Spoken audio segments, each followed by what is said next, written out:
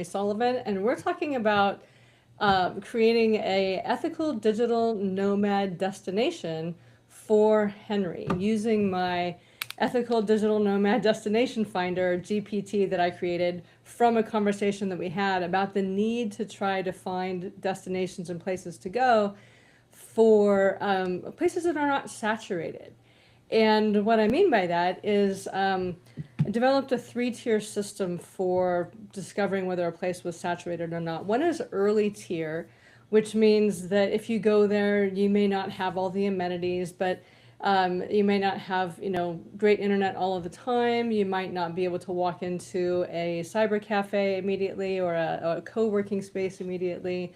The accommodation may not be set up for digital nomads or slow travelers or whatever, but you get a lot more authentic experience. And also in these places, like your money goes further, and the money that you bring to these places really helps the local community. And this was what started our conversation about this was how do you, avoid gentrifying places that everybody are going to. And so the early ones can really use your money. The mid-tier ones, they've got more things geared toward digital nomads and slow nomads and travelers and people who stay. But they're not, they haven't reorganized their economy around that. So you have to be thoughtful about this because your money can still help if you use it thoughtfully. But you may not have the complete amenities that you might have walking into a place like in Lisbon or something. And then the late stage ones are ones that are kind of saturated, which means that the economy has reorganized around digital nomads and foreign visitors and foreign residents, and is kind of locking the local communities out and raising prices, causing a contraction of housing and that kind of stuff. And so this conversation that we had about this kind of kickstarted me trying to figure out this GPT. And Henry wanted us to use it to try to find him a destination to go to because we had talked about him going to Portugal, and I had said Portugal's kind of saturated in a lot of ways. And that kind of started this dialogue. So, Henry, why don't you introduce yourself and what you're looking for, and what started this conversation for you? So yeah, my name is Henry, and I'm a writer. And the thing that really kicked this off is I've been looking for the last 2 years or so for places to at least spend a little time. Like when I say a little time, I mean spend a year or 2 years living there, getting to know that place, getting to experience that place. Um, in some ways, it would be a break from the stress of living in the United States, but mainly it would be a way to just really explore one place instead of jumping around for planning trips where you spend very little time Hmm. in multiple places. Um, and I've actually gotten to the point now where I'm thinking of it in terms of exploring a region because Hmm. a lot of times the places that look sort of attractive, they're near other places that look attractive, which I may not want to live in, Right. but it would be nice to have the same kind of access from one place to the other that you have in the U.S. from state to state. If you live in Chicago, you can easily visit places in Wisconsin and Michigan. They're Right. very accessible. Living in New York, you can easily visit Vermont, Maine, Rhode Island, Connecticut, New Hampshire. So there's a regional effect, and since the U.S. is so much larger than most countries, Hmm. and our regions in some ways have the same level of, in terms of time and expense, the same Hmm. level of accessibility that you Hmm. might see, say, in a region of Europe or a region Right. of Asia. So that's just what I've been thinking about. Okay. And you bring up an interesting thing that we'll go through when we go through the GPT is wanting to stay somewhere for a year or two brings up the visa issue.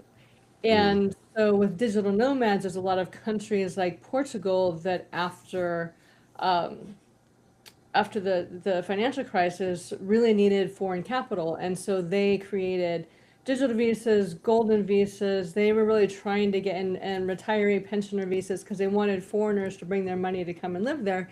And then everybody came, and then too many people came, and then it became a problem of skewing the local economies toward these foreign visitors.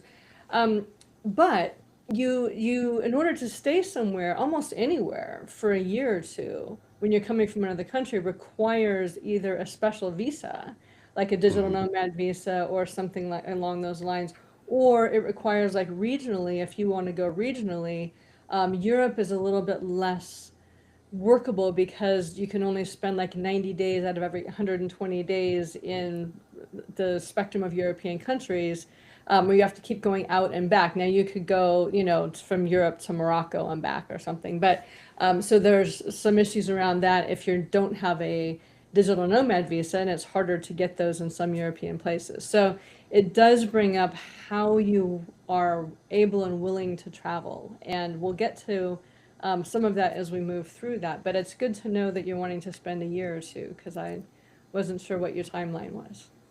Oh no, no. I mean, sometimes it feels like, I got to get out of here. Yeah. And once I leave, I'll never come back.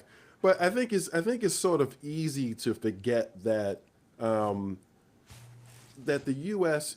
in a way is sort of unique in the sense that we have the way that I've come to think about it is if you think about social situations as floors and ceilings, Mm-hmm. we have a very low floor. We Yeah. have a You very do low have floor, very low especially floor. especially for Western countries. I mean, I watch a lot of foreign media, and in France or in the UK, they'll say, "Oh, this is it's becoming." This is like Trump. They'll talk about a politician in their country. And I'm just like, I don't know. Do you have thousands of people in your country that will kill people on Right. behalf of that politician? I don't think so. Right. Right. We do actually. But the other thing about it though is our ceiling is actually pretty Mm-hmm. high. Yeah. So I just watched a video of a woman in Spain, and it was a black woman who actually had in her video a video that was recorded by a white woman in Spain. And Mm-hmm. the reason why she did that is because this was a white woman in Spain who was talking about the difference between racism in the U.S. and in Spain. And basically Mm-hmm. her point was is that, yeah, we have problems in Spain, but here it kind of almost has the old school, this is just the way things are sort of thing. Yeah. And she was like really alarmed. She was just Yeah. like, I had to tell my friends, this is the reason why this is a problem. And the very Mm-hmm. fact that she could easily sort of explain in a rational way, the reasons why this is you wouldn't want to view the world this way, Mm-hmm. is an example of how the US actually has a pretty high ceiling. Yeah. It's not one of those things where only the people who are affected can understand and can explain why, their oppression is a problem. I could explain why her oppression here is a problem, and she can explain why my oppression here is a problem. I mean, and Yeah. that's not something you see everywhere. It just isn't. No. And that is another thing, that when you're using something like a GPT, which is really just an accelerated research instrument because it saves you hours and hours of trying to figure out where to go, Hmm. is that you can put in those things that are important to you. Right. You can put in things like for me, if I were a single woman traveling alone, and I have certain criteria in order to, around safety and accessibility and that kind of stuff, and you would have a different criteria around that. And so having some of your own understanding about what to ask for is actually really important. Yep. So that you're getting a good fit for you and you're not just looking at it in terms of price and, can I get a good place to live and all that stuff, because there's a lot of cultural things that go into finding a good fit for you. Exactly. All right. You want to get started? Yeah. Let's go. Let's go. Okay. So I'm going to do this in here as if I were you. So that'll be fun. All right. Let's see. So when you go into the digital nomad finder, you can just click on begin, or you can do start my destination compass interview. We're going to go do the interview format because we're going to do this one question at a time. All right.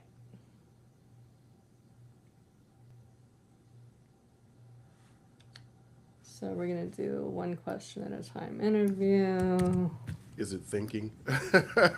Yeah, I have the thinking one in here, and it asks you what kind of interview you want because it has varieties. So, okay, so you have a US passport, correct? Yes, I do. All right, so it starts there because visas are very important in terms of what you have access to. Hmm. Okay, so you're beginning from New York area. Doesn't really matter, but they might just, depending on where you're asking for. So, how long would you ideally like to stay in one place? Are you really looking at like a couple of years in one place, which would require a specific visa? Or you're looking like for a base of things that might give you the opportunity to travel in and out of countries? Ideally, I would say 2 years. And I'm basing that on the time that I spent in Brazil. I felt like if I could spend just 2 years, number one, Mm-hmm. my fluency would get Right. much better. Yeah. But number two, when I was there, I did take a trip to Argentina and I took a trip to Uruguay and I traveled a little bit throughout Brazil. And I was just like, man, I just need more time. And it felt to me, and maybe it depends on where you are, um, Mm-hmm. but it felt to me like 2 years would be great. So I would say 2 years. Okay, so let me ask you this. Would you be able to and wanting to get a digital nomad visa? Or are you able to get another kind of visa, like a pensioner visa or something that would allow you to stay somewhere for 2 years?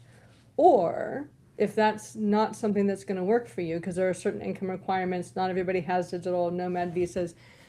You could also put in here that you would like to spend 2 years in a general place and you're willing to travel in and out of the country for visa purposes. Um, what's a pensioner visa? I've never heard that term. Is that basically a retirement? Like somebody, do you have to Yeah. buy property to get a pensioner visa? Everybody's different. There's some that you like. I think like Belize is one of the easiest where if you have, it used to be 2000, it's probably gone up. If you can guarantee that you have that income and you put it in Belize dollars, or it's US dollars, but put it in a Belize bank, like you can get your visa for, keep renewing it for up to 5 years or so. So there's a number of places Oh. generally in Central South America, some parts Mm-hmm. of Southeast Asia that Mm-hmm. will have pensioner visas. But you have to prove that you have income and a certain amount of income. Every country is a little bit different. You oftentimes have to prove that you have healthcare, like, accessibility of healthcare in the US, but you can usually also buy into local healthcare depending on the Mm-hmm. country. Mm-hmm. Um, so those are pensioner style visas, and D- they're d- made for retirees to come and, live and spend their money and support economies. I was just about to ask, do you have to be a certain age? Because Um, unfortunately, I probably qualify. uh, and it depends because most are based on, well, generally 50. I've never seen one below 50, and I may not have seen them below 55, but I'm not 100% sure. Some of them are 60. I don't Okay. know if any of them are 65 or over. Like 60 might be the average bottom, but I think, if you are on that later stage of not wanting to be part of their workforce, Mm-hmm. and you have a pension of some sort or some kind of retirement income that you can guarantee, Social Security, something like that. Mm-hmm. Then they're called pensioner visas, and yeah. So, Oh, okay, well um, that's a good way to think about it. Actually, I'm glad you mentioned Social Security. So I'm not old enough to collect Social Security. So, okay, it's just, so right. no pensioner But visa. if you can prove that you have, I mean, some of it could be investment income, it can be, some kind of income, reliable income that serves as, a pension income or serves as a regular income that you can guarantee outside of that area or No, outside of that country. I am actually a independent working writer. So Okay, my so income you'd be is my more writing. Yeah. and even digital nomad visas require proving a certain amount of Hmm. income from Okay. outside of the area. So, and that varies. So if that's something that oh yeah, I know I can count on $5,000 a month, that'll probably get you anywhere. But Hmm. if you know you can guarantee a certain amount, and usually they want to see 6 months or something of income to guarantee that, then you can potentially get a digital nomad visa if they have those available. Okay. Otherwise, the option is if you know what your budget is for, you know, every month for the next 2 years that you have, you can look at it in terms of I've got this much to spend every month. I Hmm. need a base of operation somewhere where I'm learning Portuguese or whatever language you want to learn. You're willing to go in and out of that country for visa purposes if necessary. That's Because interesting if you, because what you're the way that you're breaking down the different aspects, and I do actually believe it's important to talk about this for a little bit. yeah, yeah, Um, the way that you're breaking down the income or the different options for visa. Let's say that you have chosen to you've made it to Portugal, for instance, uh-huh, on a digital nomad visa. In a mm-hmm, way, what you just explained, I think, sort of could be a reason why you certain places have more vloggers who are trying to make a little money from YouTube, not necessarily survive on YouTube, but they're mm-hmm, trying to make enough money because a lot of these bloggers, one of the things that they will do to boost their views is they will do a video where they screen share what they made a month from mm-hmm, YouTube. mm-hmm, You know, and I've watched those videos. I would imagine that that headline and the fact that they're doing that is one thing that will attract a lot of people. And basically, what they show is that even when the cost of living in a place is low, mm-hmm, that doesn't mean that you can earn a lot from YouTube to afford rent, food, entertainment. right, It seems as though, on average, and there are a mm-hmm, lot of people in Portugal doing this, a lot of Americans in particular mm-hmm, doing this, and they've I think they've all shown their shared their how much they're making from YouTube. On average, what they're doing is they're supplementing their expenses for food and entertainment mm-hmm, because you can make enough money on YouTube, and what you just said about a monthly income makes me think that what they're actually doing also is they might think, okay, from whatever other sources of income I have, this month I need an additional $300 to beat my $3,000 a month, yeah. like standard. And they know that if they make a video about how much they make on YouTube, that they're going to get a certain amount of views. And so they just go ahead and make that video and publish it. Do you see what I'm saying? I do. And when I was looking at some of these visas, and that might work in some places, but some digital visas want to actually see that you're working for a company remotely. Oh, They don't okay, want to okay. see that you're an entrepreneur winging it through through the country on Well, a hope and that's a prayer, hoping that you're trying to get money. But they want to see that you're working for such and such company. You've got a standard, you've got a regular income from that, and that kind of stability underpins a number of digital nomad visas. Not all, but some actually want non-entrepreneurial digital nomads. They want people who are, working for a New York company, living in Barcelona. That's sort of interesting because one of the other things that, and again, this you see this more in the Portugal Hmm. vlogger among the Portugal vloggers than say Thailand or um, I can't think of some of the other places, but those are the two that that I've seen the most. And the Portugal vloggers all talk about um, these expat like conferences that you can go to in Portugal. Yeah. They have them in different parts of Portugal, like the Azer. They have them Hmm. in Lisbon. They have them in Porto. So they all talk about like once you get there, there are opportunities that people who are there are trying to create amongst themselves. So Yes. so they all emphasize whether you plan to or not, you probably want to network with these Yes. folks.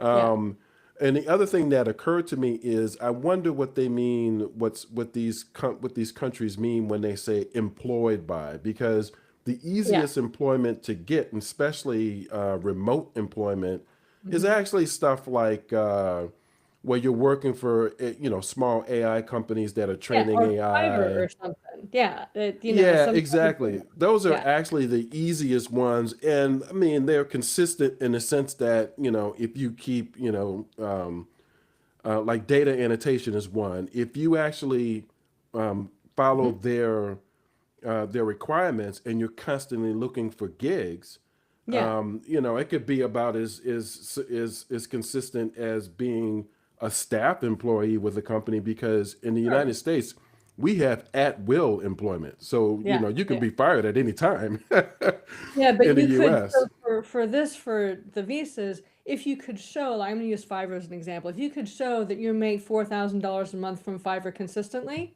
I Okay. think that would probably work. Okay. All right, But cool. That's good to know. it's not like you can say, yeah, I think I can swing $2,000 a month, and some months is 4,000, some months is 1,500. Like, I see what you're saying. they really want people who are not trying to get on a digital visa, who are, maybe just on a wing and a prayer. Okay, They I want got you you. to have stability, that they can trust that you're going to make money, that you're not going to become, Right. start sapping the social system. So for you, back to the question for you, is a digital visa going to work for you? Is a pensioner visa going to work for you? Or do you need to work with like travel visas? I think actually the answer, I mean, I would travel visas. I think I should think about travel visas. Okay. So I'm going to phrase it in here that I'd like to spend,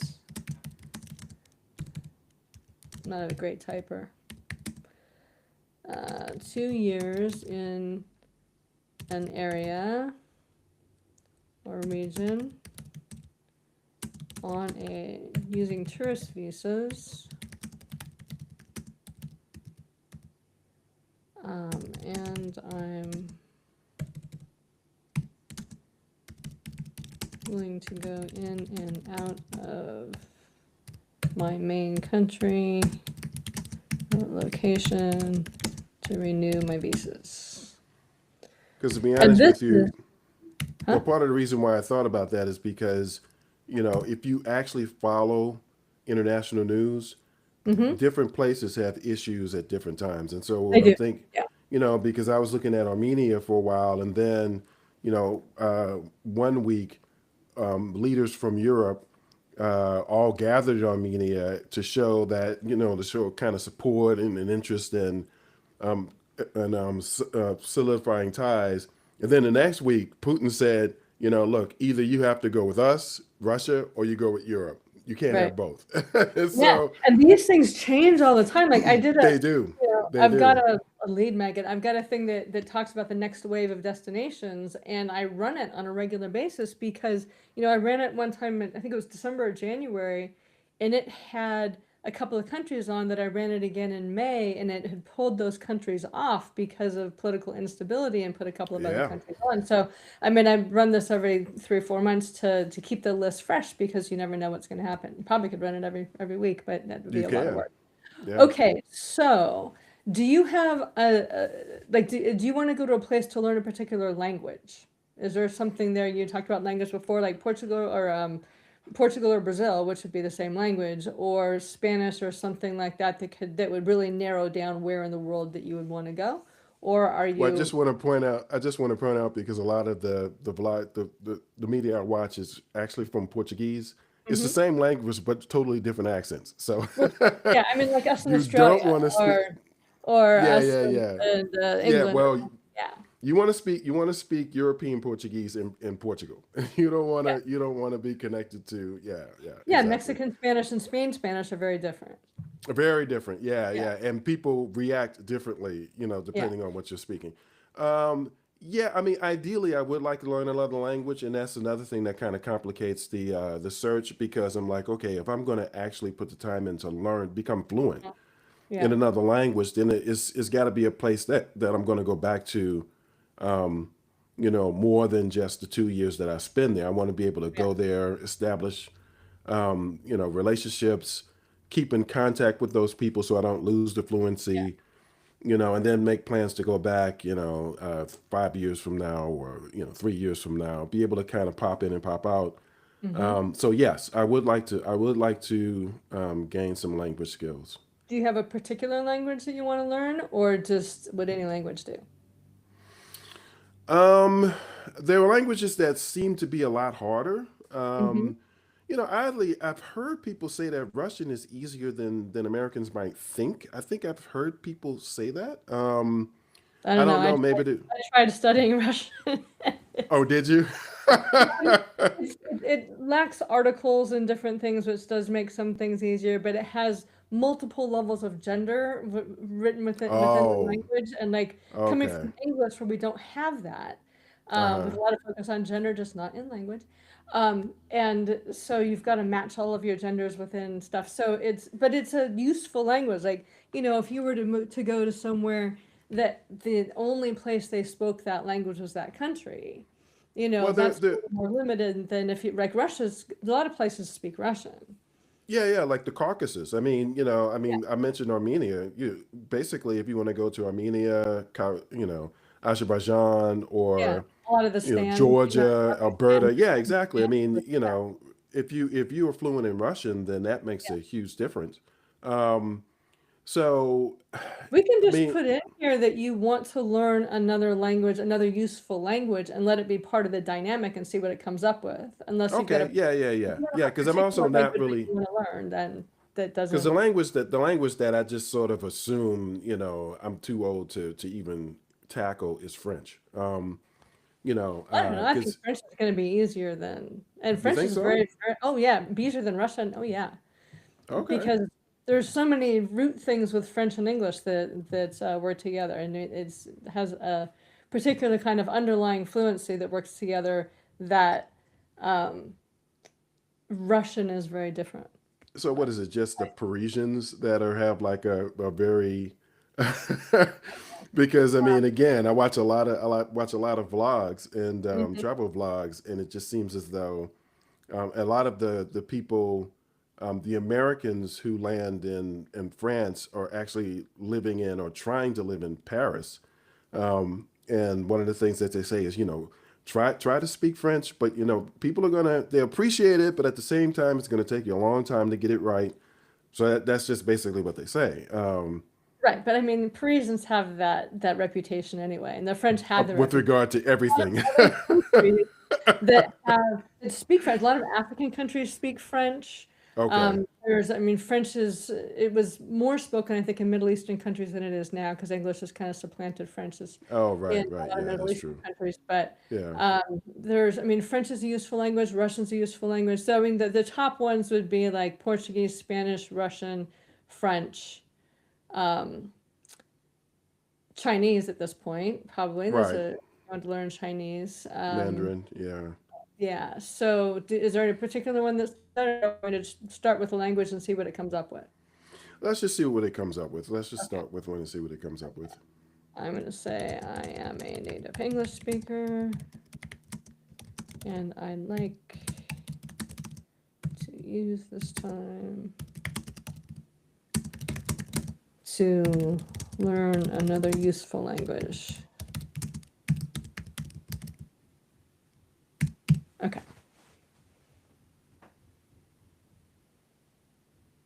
Okay, what monthly income can you affordably verify? Or if you can't verify, because it's really asking specifically about digital nomad visas at this point, because, to be able to verify that for a visa. But, when I do this, I say I can't verify this, but because I'm using a tourist visa, but I can comfortably afford, this amount per month. So what would Okay. be I would comfortable? characterize it just like that because I Okay. mean, you have publications available for sale just like I do, and it varies. It really Yeah. does vary a lot. Yeah. All of a sudden you'll sell, and then all of a sudden you'll stop. So, Yeah. so using your phraseology, I would say 3,000 a month. I can reasonably, afford 3,000 a month. I can. I'm just gonna say I can budget $3,000 a month, Hmm. and am using tourist visas, so I should not have to prove it to anybody but myself. All right,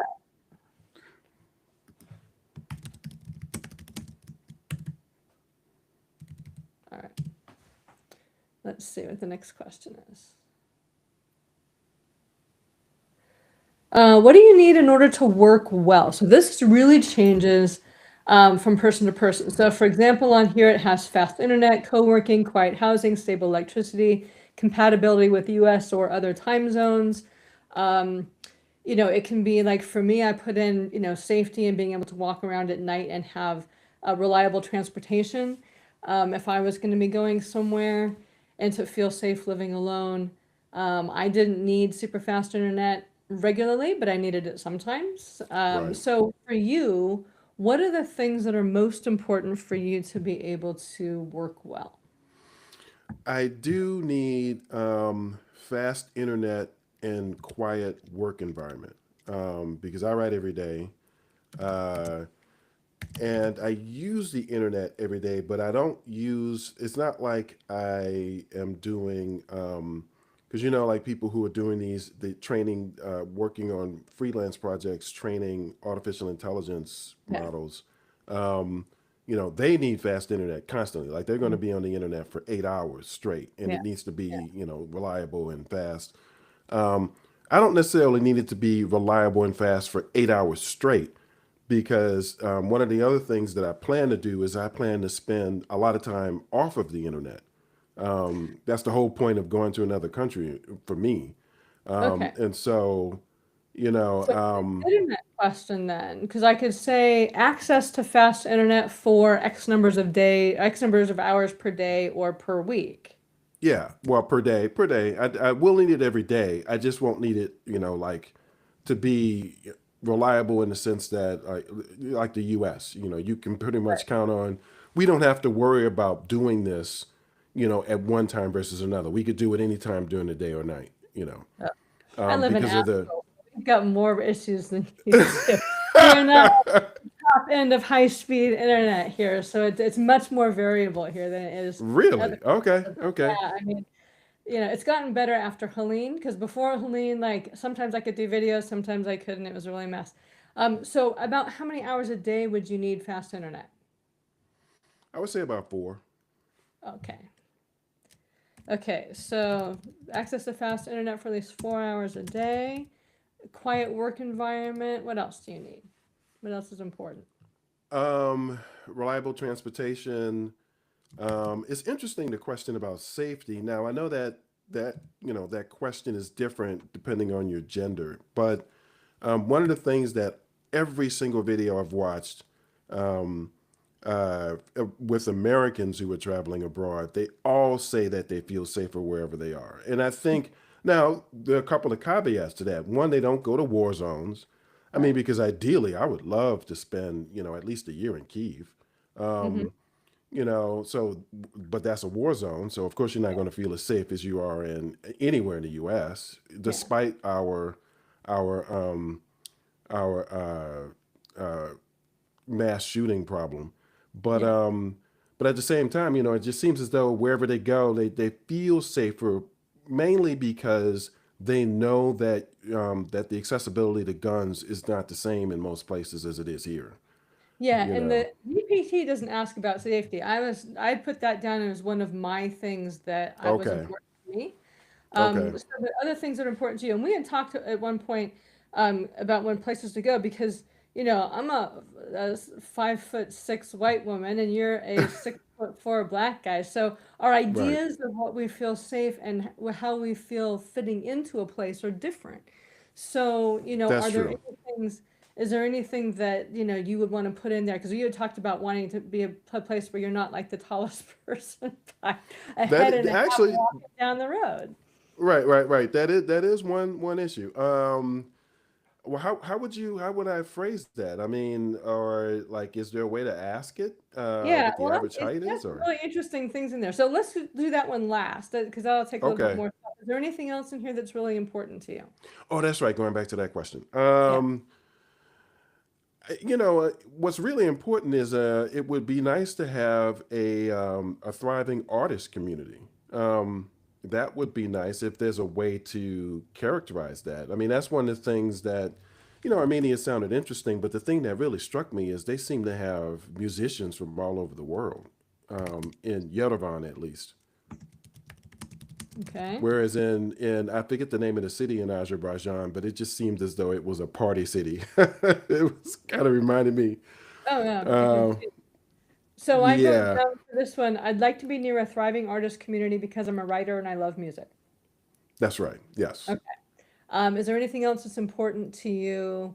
If you're thinking about your life somewhere else, like that the time zone issue for some people is a huge thing because they've got to keep in touch with family in a particular time zone. They don't want to be, or they have to work in a particular time zone. So that may or may not affect you. Um, but anything else that's particularly important besides the height, and we'll do that one last. Let's see. We covered the internet, covered the language, arts. No, I think that's mainly it because, the other things I'm willing to explore, like the culinary, whatever types of food they have there and so on. So I'm much more flexible and stuff like that.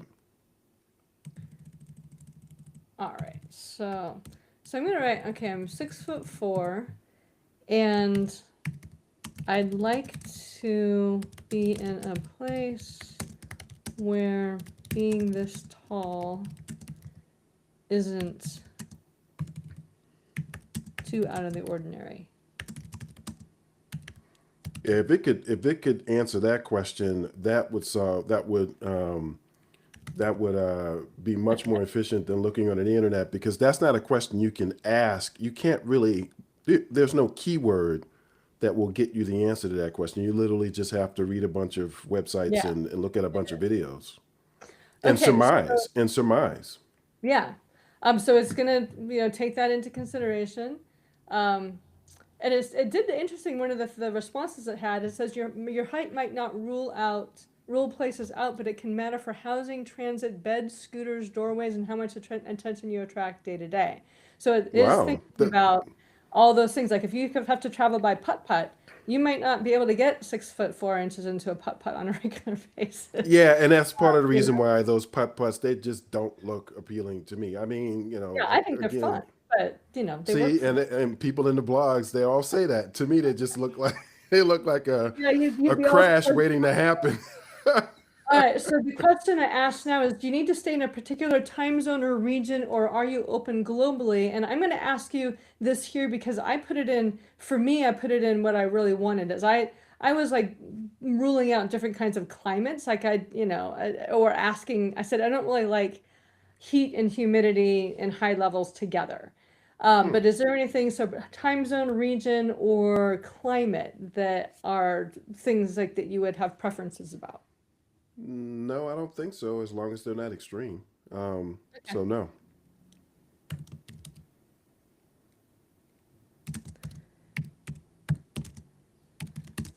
So it says, these things, or are you open globally? So I'm going to say, no, I'm open globally. Okay.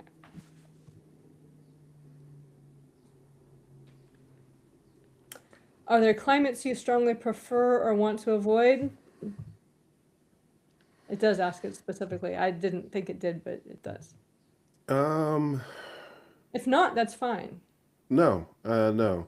I mean, because I'm actually assuming that it's ruling out places where it's below zero most of the year or above 120 degrees most of the year. I'm assuming it's ruling those places out, so it's not going to put me in the middle of the desert.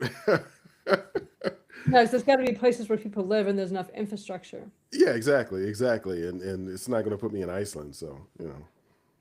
All right. I did check on Iceland for me because I always wanted to go there.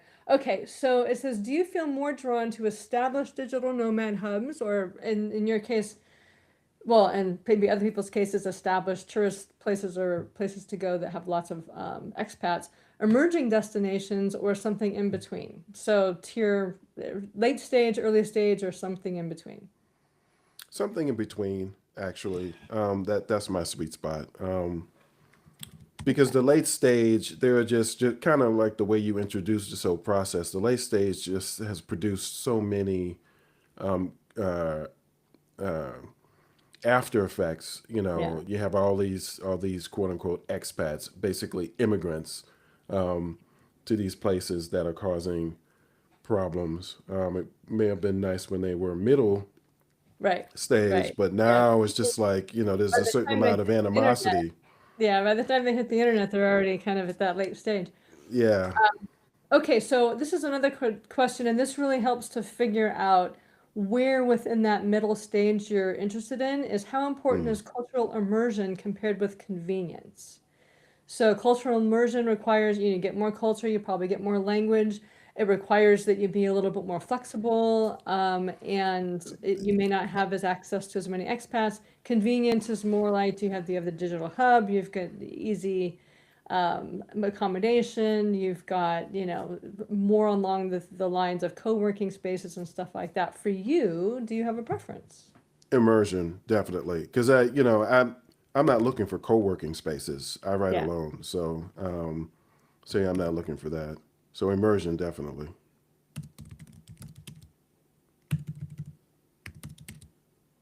Okay.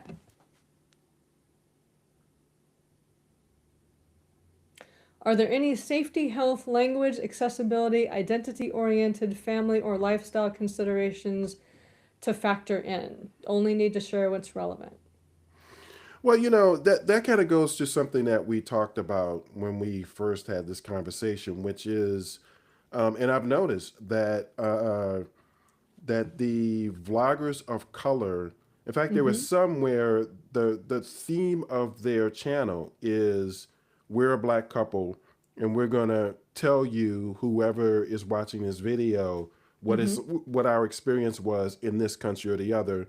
And one of the things that one of the conceits of there's one couple that I'm thinking of in particular, um, where they have like a series of videos in the Caucasus in particular where like they're kind of saying you might be surprised by your reception um, in Georgia, or Mm-hmm.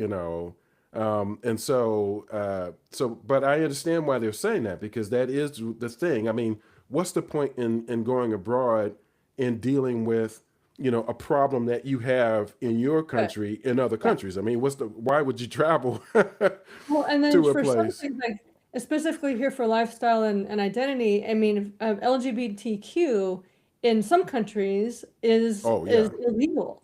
So, yeah, yeah, you want to be exactly. able to narrow out some of those things. There's the health issues, like if you need access to a certain level of medical care, wherever you go, like maybe you don't need, a Right. hospital, maybe you need, access to good pharmacies or even compounding pharmacies so you can get regular medication. So there's different kinds of questions like that, like that would limit things for some people. Um, Well, okay, so is so there there is anything there for is you? a regular medication, thing that I would need access to certain medications. So that in terms of healthcare, that would be the thing. Other than So that, just kind of general medications that most countries might have, or are they very specific, specialized no, no. medications? I think most countries would have it actually. In Okay, fact, I, I wouldn't be surprised if they're cheaper I in other imagine it. countries than they are here. Exactly. So I'm just going to put, I need to have access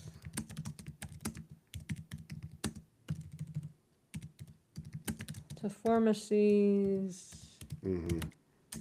where I can get my prescriptions. Yeah, because I mean, I've seen I saw a video where like the whole point of the video was it was a woman and she was just like I believe she was in Italy. No, she was in Germany. and Mm-hmm. she was just talking about how much easier it was. Well, the main thing she was talking about is she got a job in Germany, but she was like, just as an aside, here, all I have to do, most of the things that I do, I just go to the pharmacy. Like people here they don't understand what I'm talking about when I talk about the healthcare system in the U.S. because most of the Right. things that we have to deal with, we know we have to deal with. People here think, wait, what? You have to do what? And then you have to go where? And then you get charged what? Uh-huh. It's like it just literally makes no sense to Right. them. Yeah. Yeah. So, it was almost an aside, and she kind of teared up. She was just like, you just have no idea how much easier it is outside of the US. So, Yeah. but yeah, Uh, that is a consideration. okay. So then there's nothing else then that would be an issue.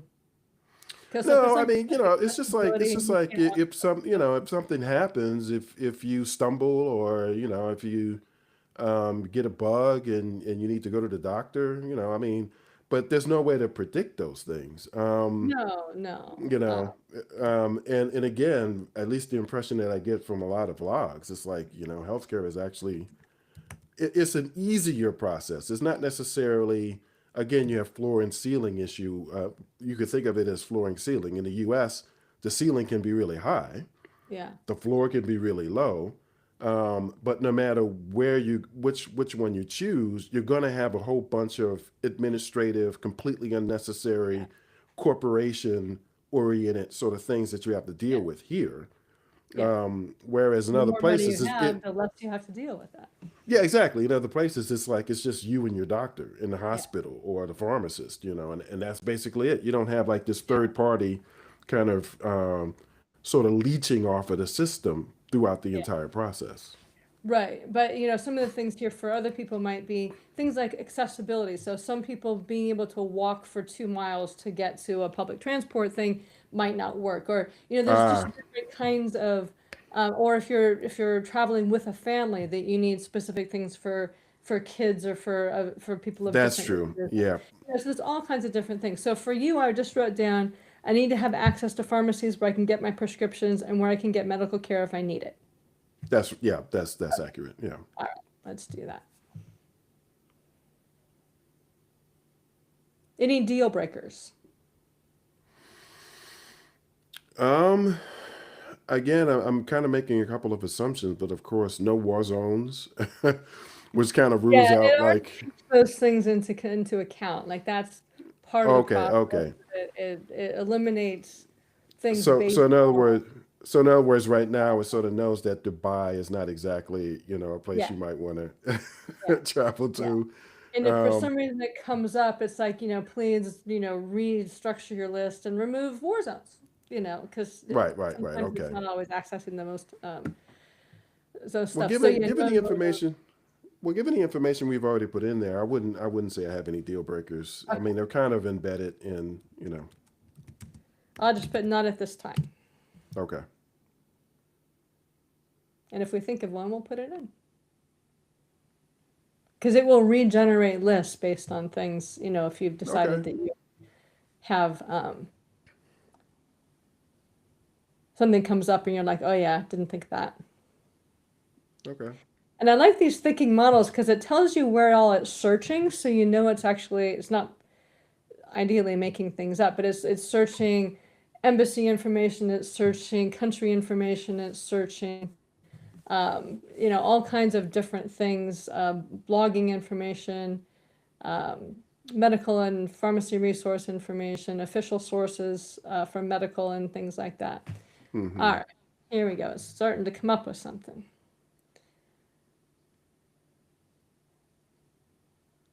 So you want a 2-year regional rhythm rather than a quick trip. You're hoping to use tourist entry visas and leave enter as needed. You need enough stability to write, work quietly, access pharmacies and medical care, live near music and creative communities, global immersion over convenience.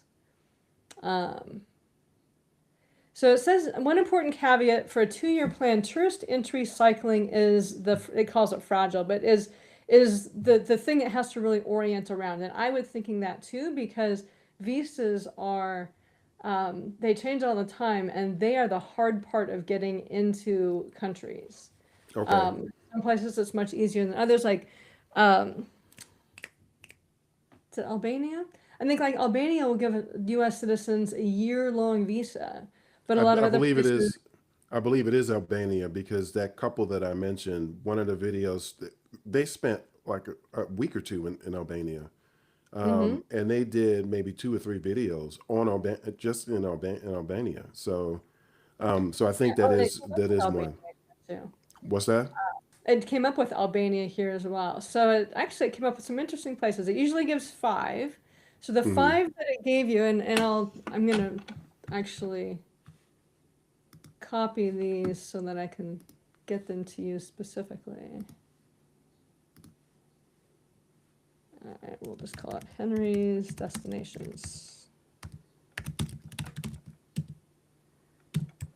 All right, so the first ones it came up with, or the ones it came up with in the order it came up with them, is Argentina with Buenos Aires with Uruguay, Chile as regional reset points. So to travel Hmm. out of an income, it's a mid lifestyle cycle. Buenos Aires is globally visible, has a foreign layer, but it's not shaped only around that. It gives you Spanish immersion, all kinds of, culture, deep urban rhythm. For a tall person, you may stand out, but less dramatically than many parts of Asia or Latin America because Argentina has a wider range of body types and European influenced urban design. The visa rhythm is not something that they would treat casually. 90-day stay visas are possible, extensions are useful, but repeated border runs could be problematic. So you might need a regional strategy. Um, and That's then, interesting because I should say I've been to Buenos Aires, and the one thing they didn't mention is incredible music. yeah, I Incredible, imagine so. Yeah. yeah, like dance music and and just culture everywhere. Um, the food. I went there from Brazil. I actually like the food in Brazil better than Argentina. Argentina is very meat heavy. Yeah, and its funny thing is they're known for their steaks, but actually I had way better. I mean, I thought the steaks were better in Brazil. So Brazil has good steaks as well. Yeah, I mean, Well, and Argentina is very European oriented. There was a big exodus of Europeans in the early to mid 20th century to Argentina, and even the late 19th century to Argentina. So it's well, very European heavy. the other thing about Buenos Aires that really struck me was they have a very keen sense of style Yeah. in terms of fashion, but even just architecture and stuff like that. So I mean, if those are things that you love, Hmm. there's a really good chance that you'll love Buenos Aires. I mean, it's there was one street I just had to stop and take it in because it almost looked like someone saw a really nice painting of a streetscape and decided to create that in real life. That's the way the street, Wow. looked to me. I mean, it was just amazing. It was near that the cemetery where Vita is buried.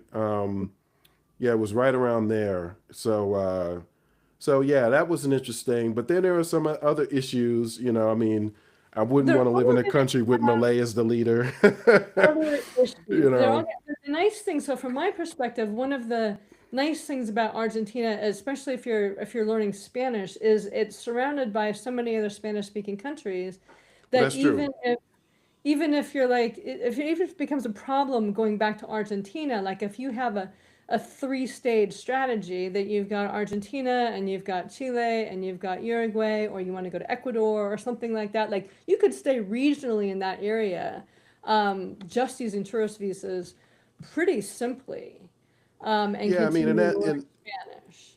what's again, since I have a little bit of experience with that part of the world, I would probably stay in Brazil, Mm-hmm. spend a lot of time in Montevideo, Mm-hmm. and spend less time in Argentina. That's probably the way I would do it. Okay.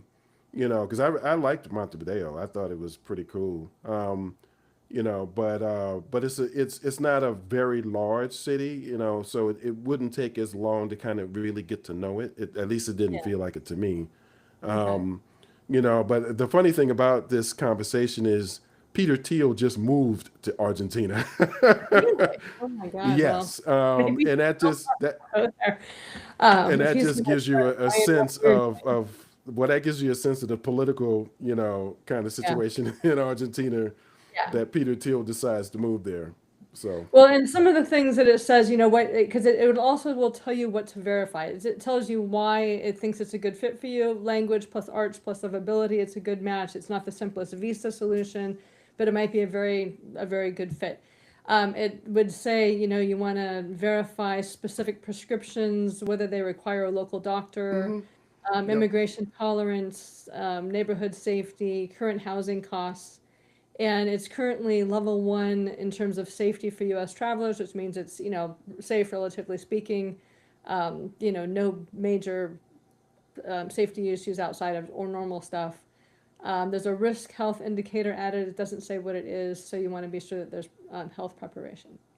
Number Hmm, 2 for you is Taiwan, either Taipei or Kaohsiung, I don't know how to say that, with that's interesting. 90-day regional exits. Hmm, If you wanted to learn Mandarin okay. and you're willing to be that close to a place where China could invade at any moment. Um, but it does have, I mean, it has a lot of that stuff. It's got fast internet, great infrastructure, Hmm. strong medical access. It's a really, I mean, it is basically a first world place that has, and that has a lot of the infrastructure that we need, but it has some pretty precarious, you know, geopolitical stuff. It's Well, considered not a mid to late stage. mid to late stage. That's Mid to interesting. What? mid late. So late stage has really good infrastructure. Like, Okay. Taiwan has very strong infrastructure, um, but that is not quite as digitally nomad oriented as like Bali or Lisbon and stuff like that. Right. It has the infrastructure, but in terms of culture, it's still more mid stage Hmm. because it's not overrun. I think a lot of people are hesitant about it because of the geopolitical aspect of it. Um, but it says here at 6'4", you're likely to be noticeably tall. But it may not be a problem, but it could affect apartment comfort, beds, scooters, buses, Hmm. older buildings, and daily attention. Yeah. Um, Well, I happen to know a tall person who lived in Taiwan for a year and a half. mhm, He kind of he made his way. I mean, he didn't complain a lot about that as much as he complained about other things. mhm, And I know a woman about your height from California who married a guy from uh-huh. from Taiwan. And so her experiences, at least the experiences that she shared with me, are really interesting and are things that you might not expect. Let's put it like that. So it's an interesting thing that they listed Argentina and Taiwan, first and second for me. Okay. I'm curious to see who's third. All right. Third, that's where we find Albania. Ah, Um, okay. so with the cities, because it'll also list specific cities, Tirana, Skoder, and Corsi. I'm not sure I'm Hmm. not saying those right. As slower secondary options. Well, Tirana is the main option, and then slower options are the other two. Okay. Albania is one of the most practical tourist stay options for a U.S. passport because you can stay up to 1 year without a visa. Hmm. And if you stay longer than a year, you may require a residency permit, but at this time, that's not as much of a problem as it is in other places. Okay. Um, it is considered early, mid to mixed in terms of lifestyle. So it's becoming more visible, particularly Tirana, or however you say that, the main country, but it's a lot less saturated than Western European nomads. The Hmm. coastal areas are much more tourist heavy. So that's something that would be something to think about also in terms of price. So even being regional within Albania, I've heard, if you're in the more rural areas during the summertime and high tourist season, and you can go to the coastal areas if you want to outside of the tourist season, you can be regional within there. Um, it does say language learning is a little bit weaker if you want a globally useful language. Albania is regional, but it's not broadly useful. Um, But I would healthcare, imagine I would imagine that Russian is spoken pretty prominently in Albania, right? It's in the It's in the Caucasus. So I would imagine that like most Albanians, if they spoke other languages, it would be Russian and then maybe English, correct? Or Probably does we it can. say? Let's go through these and then we can ask specifically about those. Okay, Um, okay. there, because you have another one that's kind of in that same general area. So Albania's current listed as level 2, exercising for safety, exercising caution due to crime. Hmm. 6'4", you probably don't have that much of a problem with that, like I might. Um, so let's see. This number 4 is Georgia. Tbilisi, with That's shorter stays interesting. outside of there.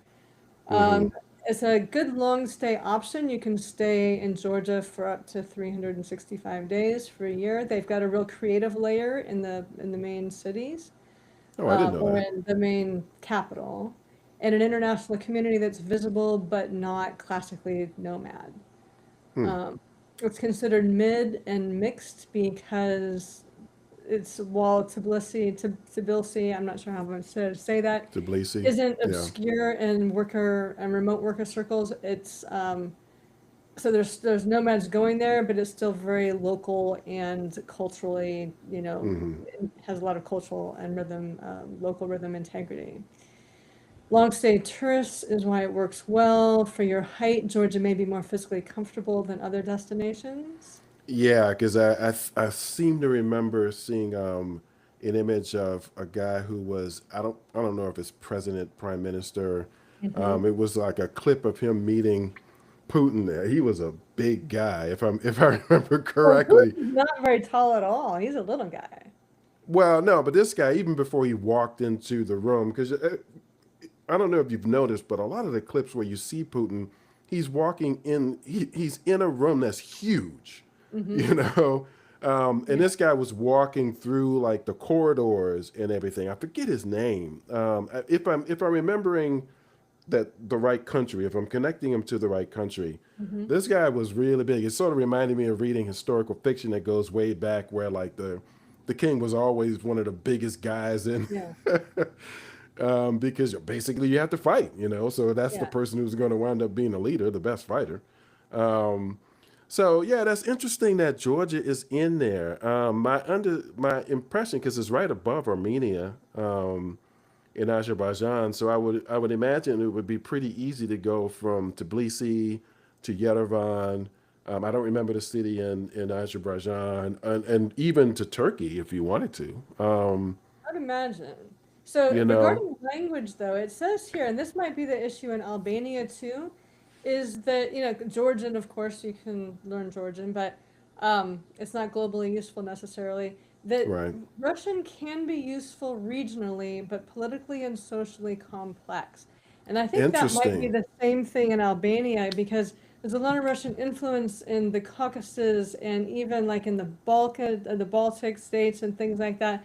But Russia didn't leave the best impression in a lot of those places. Well, So that's true. people Yeah, might not be that comfortable is to true. you in Russian. Like English might be better in those places in Russian. So the Politically and language thing socially, may not yes. be, you may not get the language aspect as much if that's really important to you in Well, those you places. also know this aspect of it is, in a way, this may be a period in that particular part of the world where people are looking for opportunities to improve their English. Yeah, And a so lot they're of much people more do that. eager to talk to you than, like the whole whatever barriers they might have in terms of the way you look or whatever. Oh yeah, They're just like, oh, you're American, and yeah, they want an opportunity to get to know you and talk to you for that reason. So, yeah. that's another consideration. Yeah, and that was definitely my experience. I was in Poland in the early 1990s and also in Russia and different things and people who heard me speak I was a magnet. Oh, can I talk, trying to practice my Mm-hmm. English with you? Mm-hmm. And I would get, I'll take you on a tour of the city and stuff like that. So it was really nice because people who actually did speak very excellent English, I was honestly very impressed, especially at that time, how good the English speaking was, and how generous people were with their time and Hmm. saying, let's practice English and I'll take you to the museum. Okay, Mm-hmm. we'll do that. Yeah. Yeah. So Cool. it depends on how important the language is. So number 5 is Mexico. Mm-hmm. Mexico City, Guadalajara, or Oaxaca with caution. So it's, Spanish language, obviously, US time zone, mid Mm-hmm. to late in terms of a lot of parts of Mexico, but not all of Mexico. I've got a friend who's living in Mexico, and some cities are definitely much more international than other cities. Um, and so that would be um, you could find your experience in there based on where you go. Well, in Mexico City, though, there's so many. There are enough Americans that there's kind of a gringos go home sort of movement that's Right. fairly recent, fairly recent. So at least that's what I've run across on YouTube. So one issue with Mexico, and this is a more recent issue as well. Like, but you could get, I mean, outside of Mexico City, there's all kinds of places you can live in Mexico, and without it being quite like that, and also it being much more cultural immersion. But one of the things Mm, with Mexico is it used to be that when you went there with the U.S. visa, had an almost automatic stamp for 180 days, and that is not mm, the case anymore. okay. So they're much more apt to look at, how long are you staying, where are you staying, what's your exit ticket, what's your exit plan, Mm-hmm. all of that kind of stuff than they were. So my friend she's now resident of Mexico, because she'd been doing the 180-day thing, and she'd, go there, go to Belize for 2 weeks, come back and get her 180 days to Mexico. And Mm, she left and came back, and she did this for 2, 3 years. And then she left and came back, and the guy stamped her passport for 30 days. And she's like, well, what about 180 days? He said, if you want to stay that long, you need to get a residency permit. So he's like, otherwise, you got to be out in 30 days. So it caused her to get her residency right before they changed the rules and made it much harder to get residency. So it was actually a really good thing that he did that, because otherwise, she might have not been able to use Mexico as her long-term hub. So, and this can change in other places as well. So, Mexico, much harder to get an automatic 180 days, but other places with visas are changing all the time. So you might think about it in terms of one specific thing, but you really want to be sure that that's actually the case on the ground when you go somewhere. mm, okay. Interesting. Yeah, so if you had a place to stay for 6 months in Mexico, then that might be fine. You just say, I'm doing a house sit, or I'm staying with a friend, or I'm learning the language, and then that might be fine for 180-day visit. But they're tightening up, and there's no guarantee as to, because the rules are tighter than what's often been enforced. Mm-hmm. But they've been tightening up and holding on to those rules more. And so Mexico may not be as comfortable in terms of visas as some other Latin American places, Mm, if Spanish okay. was a language that you wanted to learn. So, Mm-hmm. but I can ask about the Russian for Albania and Georgia, and also Russia, and see, like, let me just say, if I wanted to learn Russian,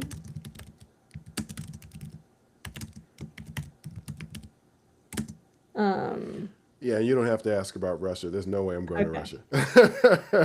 Well, no, but um, okay, if I wanted to learn Russian, um, how would this change your recommendations? mm.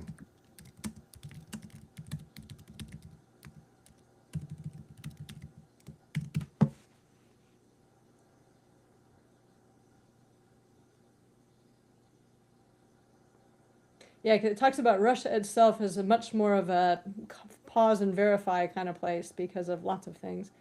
Oh yeah. Um, but and that's a good thing. Like if you came at it with a particular language, and you could run this with different languages, to find the thing that would be the best fit for you as well. If you had your top 5 languages that you wanted to learn, Mm-hmm. um, then you could figure out different ways to do this. So changing the recommendations for Russian, number 1 is Georgia, number 2 is Armenia, 3 Kazakhstan, 4 Kyrgyzstan, and 5, it just does Albania, Mexico would drop lower, but so it basically brings you to 4. Hmm. um, fairly regional in that sense. So Georgia, Armenia, Kazakhstan, and Kyrgyzstan. Well, I mean, learning another language was sort of like in the ideal. It's almost like I wouldn't say a bucket list, but it's part of an ideal situation. I don't necessarily, because there are a lot of things I want to do in other places, and so if being fluent in English is actually a plus. In other words, it gives you Hmm. it makes it where you have one thing that people will gravitate toward, like we were talking about the social and political situation in the Caucasus, where people actually are trying to, they want to get better at English or whatever, and they're trying to move Yeah, away from Russian. yeah. Then then that would be fine. I wouldn't necessarily need to learn. I mean, I'd probably pick up just because I'm sort of I'm curious about other languages and cultures and so on. That's the reason why I'm willing to travel to further than the American continent. So, you know, All right. I'm, So I ran it for French because I was interested. okay. Because I think you could learn. I mean, French. To me, French would be easier than Russian. Okay. So it ran it, and it came up with France, but because France is a 90-day area, like you wouldn't want to orient at France, generally speaking. Maybe you'd go for, some French lessons or something. But Hmm. Morocco, Okay. Tunisia, Mauritius, and Senegal. Hmm. Interesting. Okay. Yeah. And I had my friend's son just got back, and he's 6 foot. He's like a 6'3" white guy, Hmm. and he just got back from 2 months in Senegal studying at a university, like their university program was there, and Hmm. didn't seem to have any issues in terms of size or feeling too stuck out that I've heard about anyway. Okay. Um, but learning French and that kind of stuff, and it did have a lot of culture there. So Hmm. those were those came up for French. Is there any other languages that you would be like if you were to look at like, if I wanted to learn this, what would it show up as? No, not really. I mean that because, like I said, uh, becoming fluent in another language is a side thing. It's not the Mhm. main thing.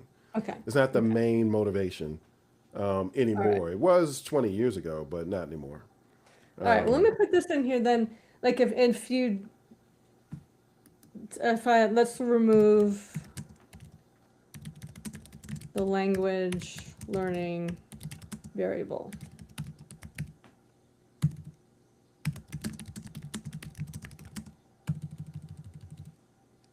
And how would that change the yeah, and just recommendation? as a heads up, I'm going to need to wrap up in about 15. So, Yeah. Oh, well, we've been on here a long time. That's all right. I just want to run through a couple of things in here just for you specifically, but also to show if people have gotten this far in the video, the how adaptable this is. And then once you have your places, you can have it research this. So it's not just to research and find the places, you can use it to actually research those places.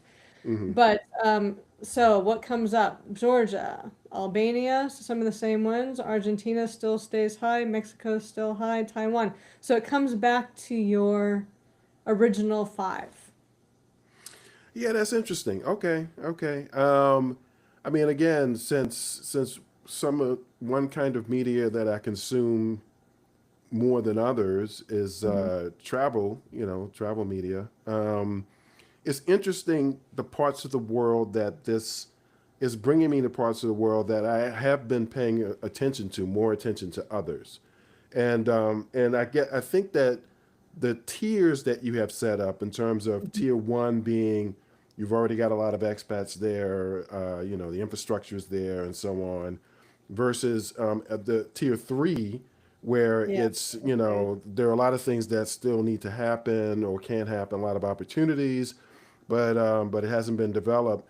It's interesting that like when you select a tier, it does now. I think that narrows it down a lot, and that's based on my experience of looking for quite a while. So Mhm. I've looked around for a while. So I would imagine that in the tier one, in the tier three, they probably have a place like Indonesia, you know. Could be like if you were didn't need fast internet. I think the fast internet But not only is that, the language thing. Like, I mean, I get the impression that in Indonesia, in the cities, in the major cities, people are much more comfortable with English.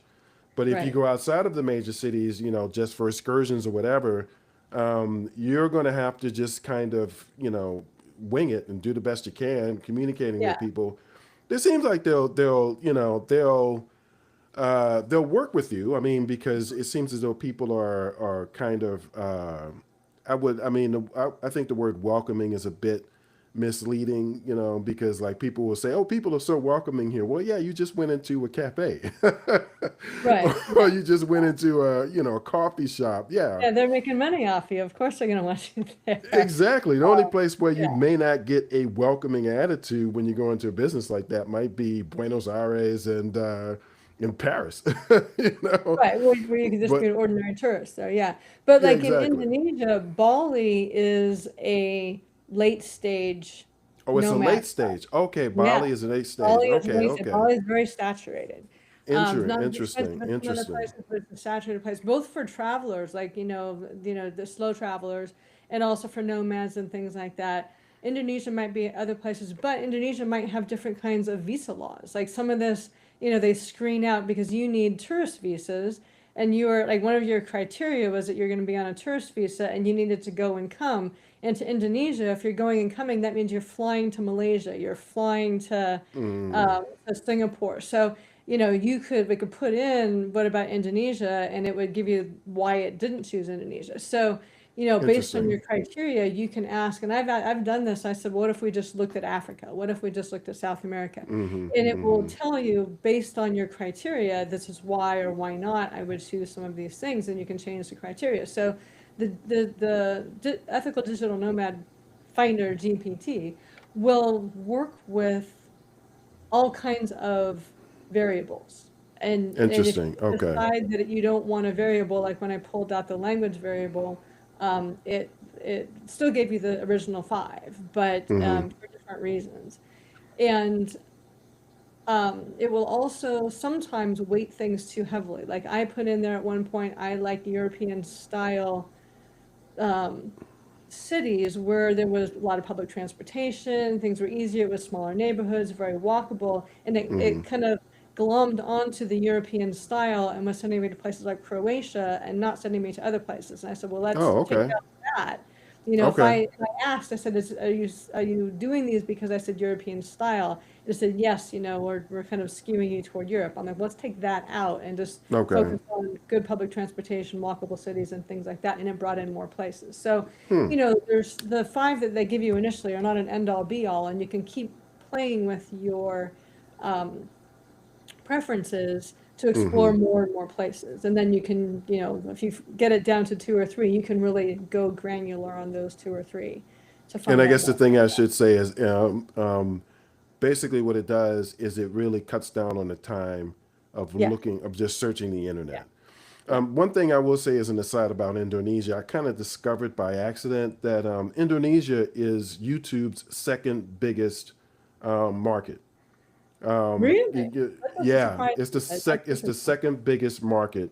Hmm. The U.S. is the biggest market, and then Indonesia is next. Okay. And there are a lot of YouTube channels Yeah. based in Indonesia, and one thing that because I kind of asked different AIs like, okay, so who's watching these videos? Do you have any sense? And they were like, well, it seems as though Indonesians are watching videos put out by, people in their country. So, Hmm. that's just an aside. Okay. Interesting. So yeah, this has been really helpful. I mean, I've done this process. It's just that I wasn't able to ask questions. Yeah. It's just Well, and that's what this it's meant to do is to be able to take your right. question and do all the research for you and bring you back the thing that you can then go more deeper in. So it saves you hours and hours and hours of time. Well, plus I would imagine that it's similar to because there are people who have businesses where what they do, they're basically travel consultants. Hmm. And so what they do is they might have a process similar to this that they go through. They But of might. course, that's going to cost you a certain amount of money per hour because Right, and this you is have to pay free. for I their just time. want Exactly. it's your email address, and I've got in the freebie that this comes with, you get access to the digital nomad, finder GPT.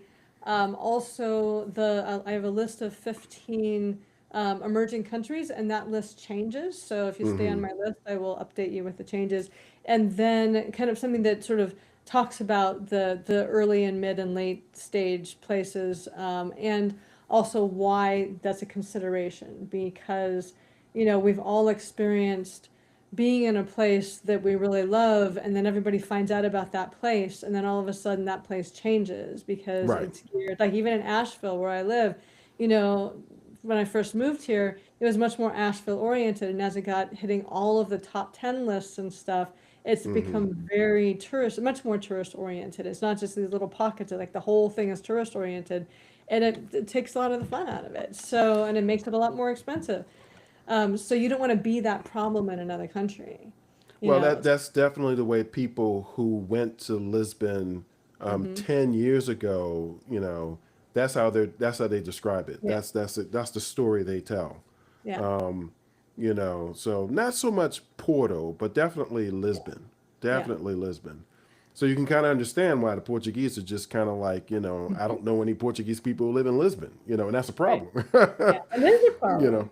you And that know, was the problem that I created this to solve, because we were both looking right. for places, and it's like, well, how do you find a place where you're not causing more of a problem than you are helping the economy, and meeting people and immersing yourself, and actually having a travel experience versus having a cheap place to stay experience. Yeah, it kind of figures that Chega actually means enough. That's what it means. We might wind up with a party like that in the U.S. Enough. Uh, yeah, oh yeah, you never know. You you never know. know. But So, well, all thank you right. for being my guinea pig. Well, thank you for going through this process. I mean, it's actually what it's wound up doing is confirming 2 years of research. Oh, That's what it's good. Well, done. Yeah, that's yeah, what you it's can actually save done for somebody me. 2 years by using the GPT. And if you want to find this, I'm sure we can put a link somewhere, but you can also go to my website, christinemadera.com, Kristine. Madeira, like a mad era, Madera. Look under the travel tab, and you'll find it there. Next wave destination and GPT. So Okay, thank sounds you. good. All right. Sounds good. I also would be remiss if I didn't mention we usually talk on Fridays for those Yeah. people who are coming to us for the first time. We just had a very interesting conversation this Friday, this past Friday. Hmm. We do it every 2 weeks. So the next Yeah. time we're going to have another conversation. We don't even know what the topic is yet. Not yet. No. Um, that's not going to be this coming Friday, but the Friday after that. So, look out for that. Yeah. Okay. The middle of June. Yep, the middle of June.